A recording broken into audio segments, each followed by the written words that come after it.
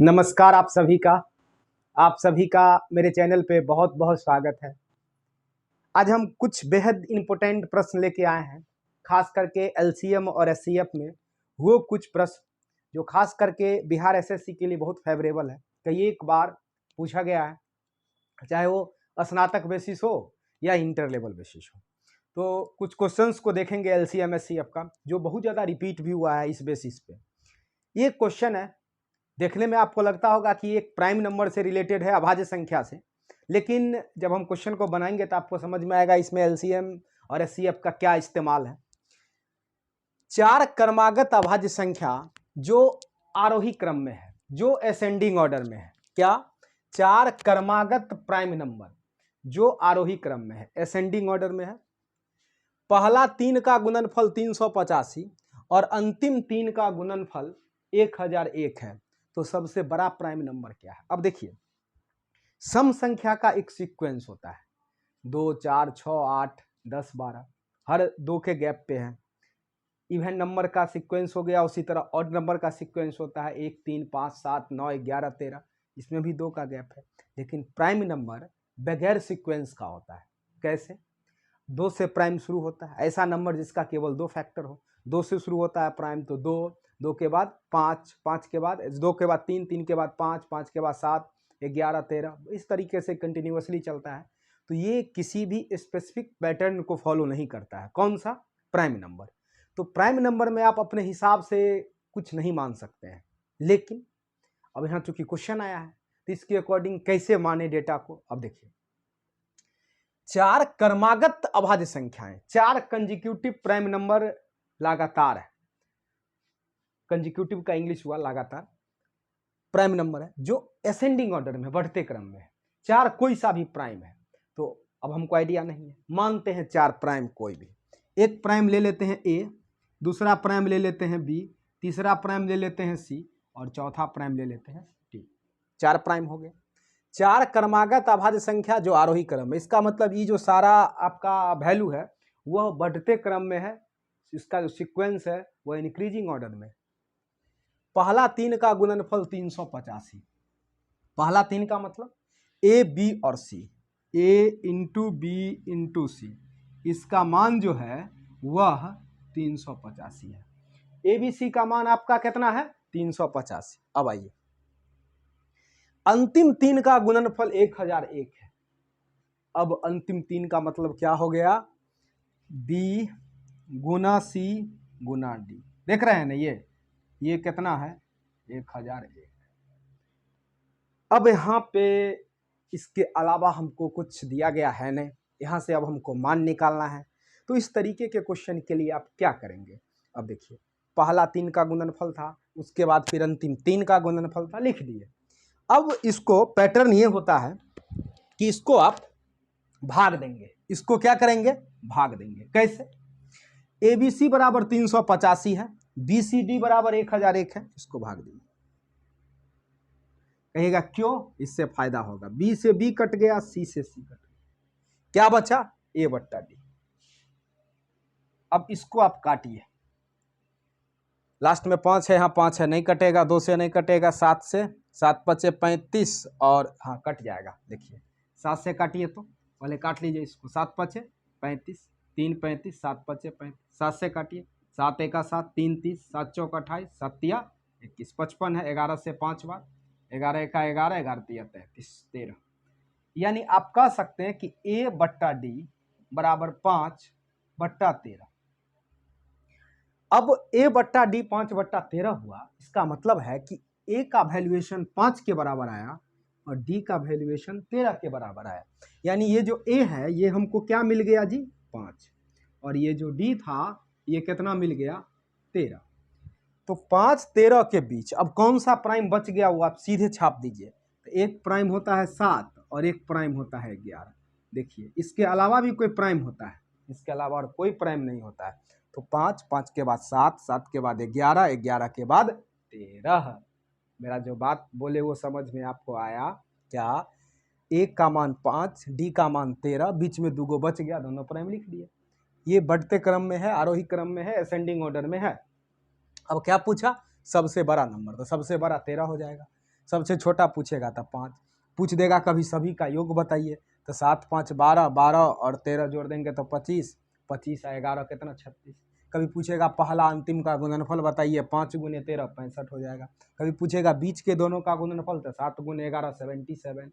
कभी पूछेगा इन सभी का औसत ज्ञात कीजिए तो 7 5 12, 13 25, 11 36, 4 से भाग देंगे औसत 9 हो जाएगा। इस तरीके से बहुत सारा बात पूछा जाएगा। अब आपके मन में प्रश्न आया होगा कि ये तो ऐसे ही बन गया था, इसमें एलसीएम आईसीएफ का कौन सा पैटर्न यूज हो गया। अब देखिए यहाँ बी से बी काटे, सी से सी काटे, ठीक है। ये दिमाग लग गया कि 5 से नहीं कट रहा था, 2 से नहीं कट रहा था तो 7 से ट्राई किए कट गया। हो सकता है 11 से लगाते आगे उससे भी कट सकता था, लेकिन 13 के बाद दिमाग लगना नॉर्मली बंद हो जाता है। अब मान लीजिए कोई ऐसा सिचुएशन आता जहाँ पे ये दोनों डेटा 73 पे जाके कटता, ये दोनों डेटा जाकर के 71 पे कटता, कोई ये दोनों डेटा जाकर के 97 से कट जाता, तो उतना तो दिमाग नहीं लगता, बड़ा बड़ा डेटा रहता।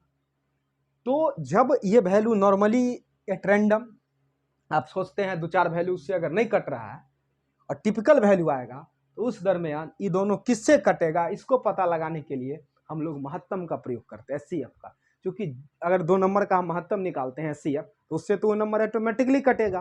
तो जब दिमाग नहीं काम करता है अच्छा डेटा पे, डायरेक्ट नहीं पता चल पाता है किससे कटेगा, तो बगल में महत्तम निकालना पड़ता है और उसी महत्तम से ये दोनों डेटा कटता है। इसीलिए ये क्वेश्चन लघुत्तम महत्तम के टॉपिक का आता है। अब आपको एक ऐसा डेटा देते हैं जो आपको नॉर्मली सोच से नहीं कटेगा, जैसे हम काट दिए 7 से, वो 7 से नहीं कटेगा। और दूसरा बात, 4 लगातार प्राइम था तो ये देख लीजिएगा 4 लगातार आपका बैठा कि नहीं, प्राइम बैठा कि नहीं, बीच में इन्हें दूसरे चीज़ लिख दीजिएगा, इवन नॉट लिख दीजिएगा। तो ध्यान से क्वेश्चन कुछ भी पूछा जा सकता है। ऐसे इसका आंसर सबसे बड़ा संख्या है तो 13 हो जाएगा। अब आपको एक बहुत अच्छा क्वेश्चन देते हैं। देखिए जो ये क्वेश्चन होता है ना, ये कई एक बार रिपीट हुआ है। अगर आप सेट बनाइएगा, मॉक टेस्ट लगाइएगा बिहार एसएससी वाला, तो ऐसे सेंट्रल एसएससी में भी ये क्वेश्चन आया है कई एक बार, तो और बिहार एसएससी में तो खास करके आया। तो इस पैटर्न पे अब देखिए आप, कभी कभी डिजिट भी आपको सेम मिलेगा। अब हम बोलते हैं 3 अभाज्य संख्या है। देखिए 3 प्राइम नंबर, लिखिए तो थोड़ा आप लोग, 3 अभाज्य संख्या लिखने से क्वेश्चन आधा समझ में आएगा आपको। 3 अभाज्य संख्या है, ठीक, 3 अभाज्य संख्या है। पहला 2 का गुणनफल, पहला 2 का गुणनफल, देखिए तो पहला 2 का गुणनफल 1891 है एवं अंतिम 2 का गुणनफल, अंतिम 2 का गुणनफल 7991 है। अंतिम 2 का गुणनफल 7991 है, ठीक है। 3 संख्या जो है उसमें से पूछ देगा सबसे बड़ा बताइए, सबसे बड़ा कैसे बनाइएगा, फिर आप कहिएगा कि 3 संख्या मानिए। लेकिन यहाँ एक बड़ा इंटरेस्टिंग बात बोला, 3 अभाज्य संख्या है, 3 प्राइम नंबर है, ये बड़ा अच्छा बात, 3 प्राइम नंबर है। ऐसा नहीं बोला कि 3 कंजिक्यूटिव प्राइम है, 3 लगातार अभाज्य संख्या है, ऐसा नहीं बोला गया। बात समझ में आया? 3 लगातार अभाज्य संख्या है ऐसा नहीं बोला गया है। बात समझ में आया जी? अब देखिए कि 3 अभाज्य संख्या है, पहला 2 का गुणनफल कितना हो गया 1891, अंतिम 2 का गुणनफल हो गया 7991। तो अब आप एक काम करेंगे, यहाँ एक नंबर लेंगे ए, दूसरा नंबर लेंगे बी, सी, लगातार नहीं है कोई बात नहीं, कोई सा 3 वैल्यू ले लिए।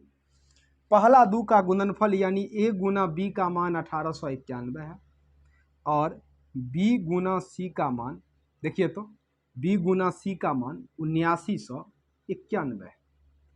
क्या लिखा हुआ, ठीक है, 1891 है, 7991, ठीक है। पहला 2 का गुणनफल, अंतिम 2 का गुणनफल हो गया। अभी दोनों कटेगा, अब किससे कटेगा सोचिए, 3 से, 7 से, 11 से, 13 से, कटेगा ही नहीं किसी से, ये सब वैल्यू से। बड़ा लंबा डेटा है, नहीं कटा, फंस गया। अब यहाँ चाहिए आपको इस दोनों का महत्तम, किसका किसका, 1891 और 7991। अब इसका महत्तम निकालते हैं। 18 से 4 बार 72, 4 एका 4, 9 चौक 36, 6 बाकी 3, 8 चौक 72 और 3 75। तो ये हो गया 11 में 4 गया 7, क्या महत्तम निकालने आता है ना, क्या बचा 8, 8 में 6 गया 2, 9 में 5 गया तो 4, ये आपका कैंसिल हो गया।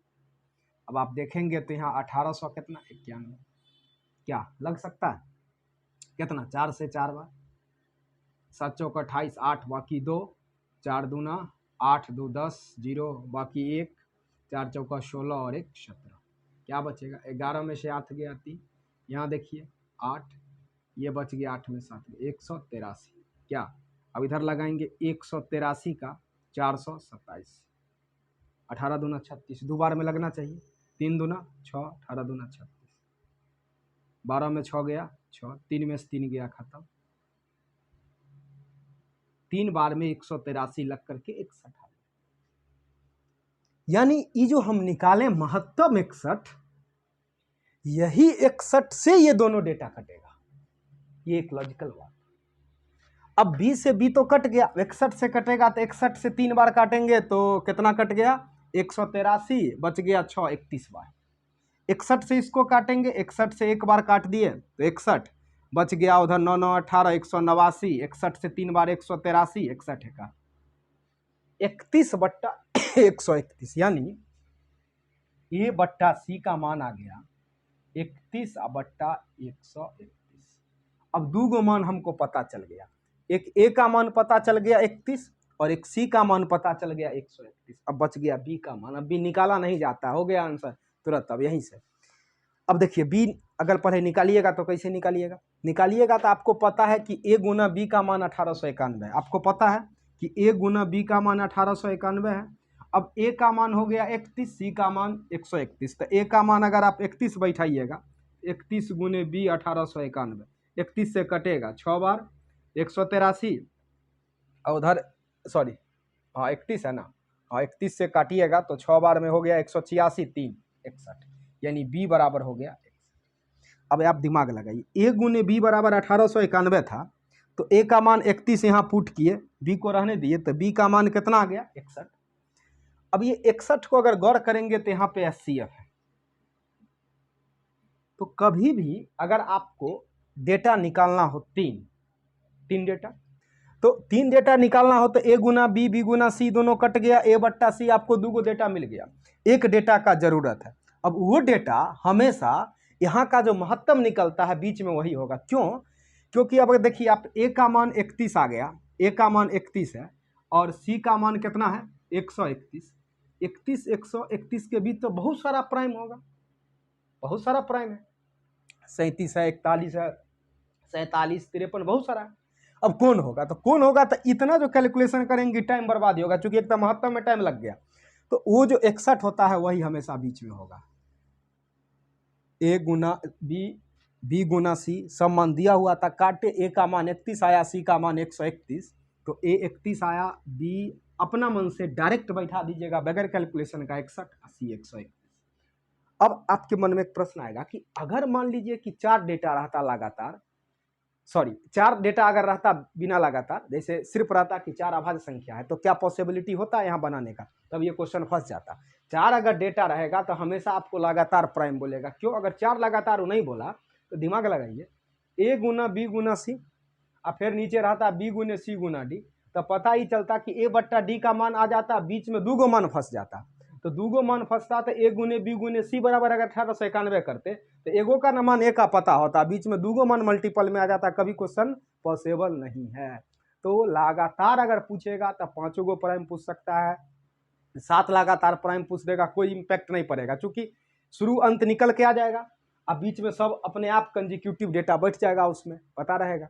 इसीलिए दिमाग में हमेशा आप रखिएगा कि लगातार रहेगा प्राइम तो 5 6 4 3 जितना पूछना है पूछेगा, लेकिन अगर लगातार प्राइम पे क्वेश्चन नहीं है तो फिक्स क्वेश्चन है हमेशा 3 पे, 3 प्राइम, उसमें से पहला 2 का गुणनफल कुछ दे दे, अंतिम 2 का कुछ दे दे।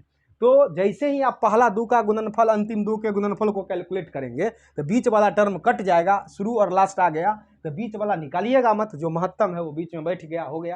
अब आपसे पूछा सबसे बड़ा संख्या 131, ऐसे सबसे बड़ा पूछा, हमको बीच वाला निकालने का कोई ज़रूरत नहीं था, यहीं से आंसर हो जाता 131। अगर पूछता बीच का डेटा क्या होता तो बीच का डेटा क्या होगा 61। क्या समझ में आया? अच्छा क्वेश्चन था, थोड़ा सा अगर अच्छे से प्रैक्टिस कीजिएगा, वीडियो को रोक करके दोबारा से देखिएगा तो आपको बिल्कुल समझ में आएगा। आराम से समझाए हैं, कोई भी ऐसा बात इसमें नहीं है कि आप नहीं समझ सकते हैं। विशेष स्पेशल कोई सा स्पेशल बात नहीं। चलिए, ये क्वेश्चन आपको समझ में आ गया होगा। अब आपको अगला क्वेश्चन समझाते हैं। ये क्वेश्चन है कि ये भी लघुत्तम महत्तम से रिलेटेड है। 3 खेत का क्षेत्रफल, 3 खेत का क्षेत्रफल आपको दिया हुआ है 288 centimetre square, 408 centimetre square, 552 centimetre square है। 3 खेत का क्षेत्रफल आपको इतना दिया हुआ है। खेत में न्यूनतम साइज का गड्ढा खोदना है। गड्ढा खोदते हैं ना, गड्ढा खोदना है। क्वेश्चन लिखा हुआ है गड्ढा खोदना है। यदि गड्ढा का चौड़ाई 4 सेंटीमीटर, दो लंबाई बराबर हो 8। ये भी इस पैटर्न पे बहुत सारा आपको एरिया दिया गया रहेगा खेत का, और बोलेगा खेत में गड्ढा खोदना है न्यूनतम साइज का। गड्ढे का लंबाई दे देगा, चौड़ाई पूछेगा, चौड़ाई पूछ देगा। अगर लंबाई दे दिया तो चौड़ाई पूछेगा, चौड़ाई पूछ दिया तो लंबाई दे देगा। यही दोनों में से जो भी उसको प्रश्न पूछना होगा पूछेगा। लंबाई गुने चौड़ाई किसी भी खेत के एरिया का सॉल्यूशन होता है। कोई भी खेत का अगर आप एरिया निकालना चाहते हैं तो आयत होता है जनरली, तो आयत में लंबाई गुने चौड़ाई उसका एरिया होता है। लेकिन आपको इस खेत का एरिया दिया हुआ है, क्या दिया हुआ है? एक 288, एक क्या दिया हुआ है 408, एक क्या दिया हुआ है 552। यानी आपको खेत का एरिया से कोई मतलब नहीं है, एरिया ऑलरेडी काउंटेड है, लंबाई गुने चौड़ाई दिया हुआ है। अब यहाँ एक छोटा सा बात है, 3 प्लॉट है आपका। अब न्यूनतम साइज का गड्ढा खोदना है और गड्ढा का चौड़ाई है 4, लंबाई के बारे में नहीं पता। अब जब गड्ढा खोदिएगा न्यूनतम साइज का, तो आपके दिमाग में एक बात कभी कभी स्ट्राइक कर सकता है कि न्यूनतम क्वेश्चन पे अगर चर्चा है तो हम लघुत्तम की तरफ जनरली जाते हैं। एक बात बताइए, हमेशा वो चीज़ नहीं होता है। आप थोड़ा लॉजिक इस्तेमाल कीजिए। जितना खेत है अगर लघुत्तम लेंगे तो पता चलेगा खेत से बड़ा गड्ढा हो गया, पता चलेगा कि दूसरा खेत में जाके गड्ढा खोद दीजिएगा। क्या दूसरा खेत में जाके गड्ढा नहीं खोद दीजिएगा? जितना एरिया उससे बड़ा गड्ढा कैसे होगा? दिमाग लगाए, न्यूनतम साइज का गड्ढा खोदना है, यानी गड्ढा का ऐसा लंबाई चौड़ाई यानी होना चाहिए, ऐसा एरिया होना चाहिए कि खेत के किसी भी प्लॉट पे, यानी 3 प्लॉट यहाँ दिया हुआ है, किसी भी प्लॉट पे एग्जैक्टली डिविजिबल हो, यानी महत्तम की तरफ आप जाएंगे। यहाँ ऐसा एरिया होगा, ऐसा एक खेत का एरिया होगा जो एरिया इस तीनों क्षेत्रफल को पूर्ण रूपेण कट जाए, यानी भाग दे उससे तो पूरा पूरा कट जाए, रिमाइंडर 0 आना चाहिए। यानी खेत का जो मेरा एरिया होना चाहिए उससे ये तीनों डेटा कटना चाहिए, तीनों एरिया कटना चाहिए। क्या बोलिए? तो ऐसा कैसा होगा, ऐसे कैसे निकालिएगा? तो इसके लिए सबसे बेहतरीन उपाय है कि आप महत्तम निकाल दीजिए। महत्तम कैसे निकालिएगा बताइए? तो 288, 408, 552 कोई भी 2 डेटा ले लीजिए और उसका आप महत्तम निकाल दीजिए।